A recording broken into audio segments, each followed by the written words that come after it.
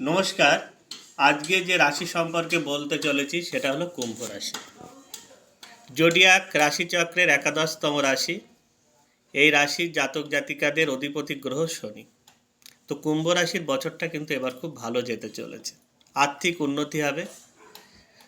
পড়াশুনোর সাথে যারা আছেন তাদের পক্ষে ভালো।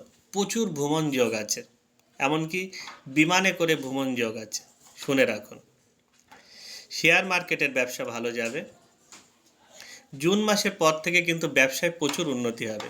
যারা অটোমোবাইল ব্যবসা কি যারা পেট্রোল পাম্পের ব্যবসার সাথে যুক্ত তাদের কিন্তু প্রচুর বেনিফিট আছে।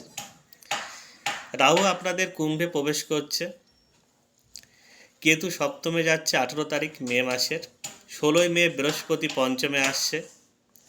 28 মার্চ থেকে 29 মার্চ এই সময়টুকুর মধ্যে কুম্ভের সাড়ে সাতির দ্বিতীয় চরণ কমপ্লিট হচ্ছে। শনি মিনে যাচ্ছে। আর শনি যখনই মিনে যাবে, যখনই কুম্ভে রাহু আসবে, সপ্তমে কেতু, পঞ্চমে বৃহস্পতি থাকবে, তখন কিন্তু প্রচুর আর্থিক বেনিফিট হবে। বছরটা দারুণ যাবে। আপনারা খুব সুন্দরভাবে বছরটা কাটান। আমি নিশ্চিতভাবে বলছি, গ্যারান্টি সহকারে বলছি, এই সমস্ত জাতক জাতিকাদের বছরটা দারুণ যেতে চলেছে। নমস্কার, ভালো